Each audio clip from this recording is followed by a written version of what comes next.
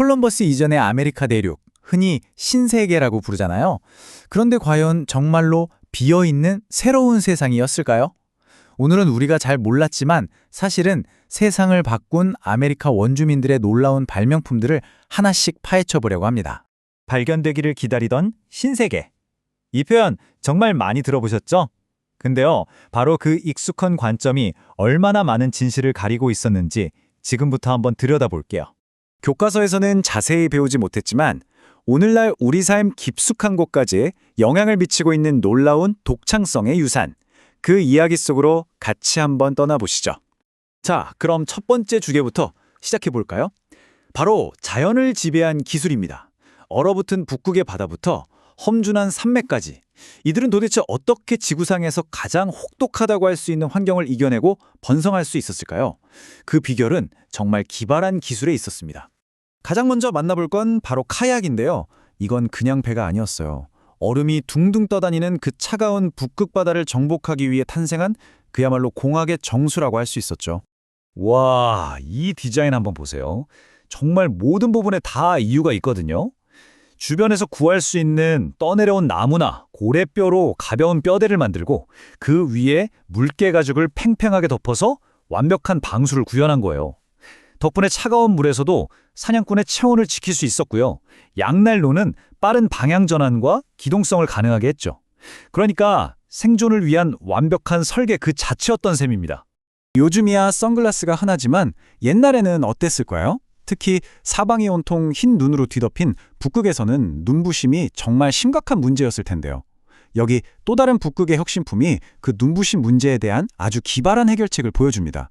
바로 이누이트의 눈 고글입니다. 상아나뼈, 나무처럼 주변에서 쉽게 구할 수 있는 재료로 만들었죠. 이 조문 틈 하나가 얼음에 반사되는 강렬한 햇빛을 정말 드라마틱하게 줄여줬습니다. 복잡한 문제를 이렇게나 단순하고 우아하게 해결한 거죠. 대단한 지혜가 엿보이지 않나요? 자, 그런데 이런 기발한 생각들이 도구에만 머물렀을까요? 천만에요. 이제 우리 모두의 식탁을 책임지고 있는 어마어마한 농업혁명 이야기로 넘어가 보겠습니다. 3분의 2. 이 숫자가 대체 뭘 의미하는 걸까요? 이것은 인류 역사상 가장 중요하지만 우리가 제대로 인정하지 못했던 어떤 거대한 공헌을 상징하는 숫자입니다. 바로 전 세계 식량 작물의 무려 3분의 2가 아메리카 대륙에서 왔다는 뜻입니다. 옥수수, 감자, 토마토, 고추. 만약에 아메리카 원주민 농부들의 그 엄청난 노력이 없었다면 우리는 토마토 없는 스파게티와 고추 없는 김치를 먹고 있을지도 모릅니다. 이거 정말 놀라운 사실 아닌가요? 근데 이분들이 그냥 작물만 뚝딱 키운 게 아니에요. 세자매 농법이라는 걸 보면 식물들이 서로 돕는 시스템을 만들었어요.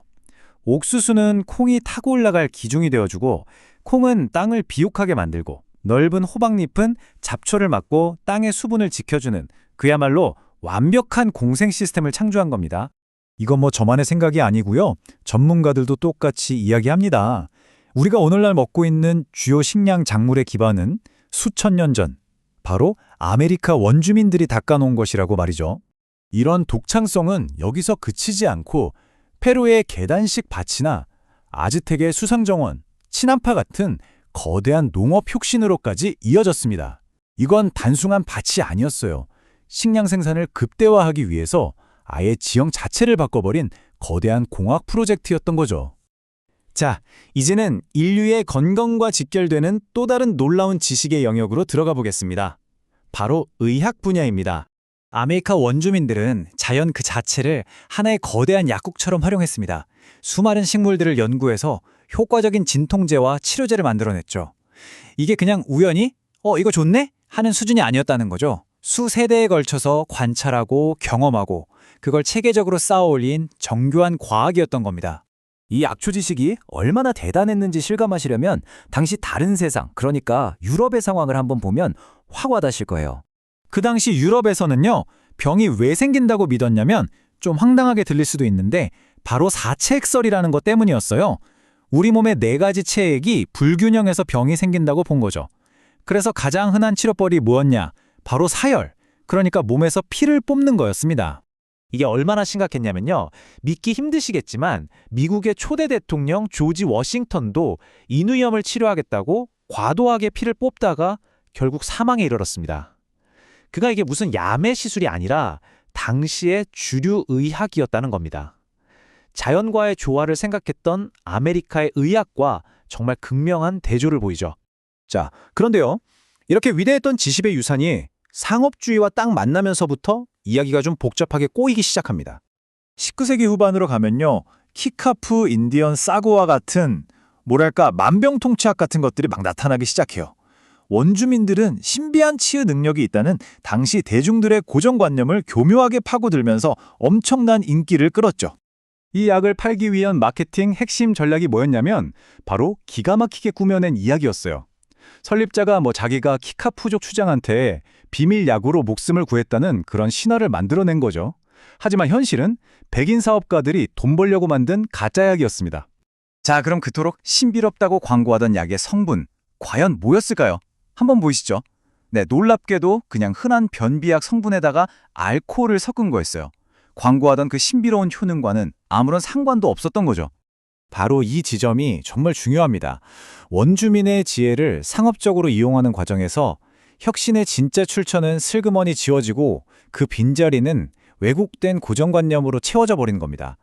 그래서 우리가 기억해야 할 것은 단순히 무엇이 발명되었나 뿐만 아니라 그 위대한 지식이 어떻게 기억되고 또 어떻게 왜곡되었는가 하는 그 과정까지 함께 들여다봐야 한다는 겁니다.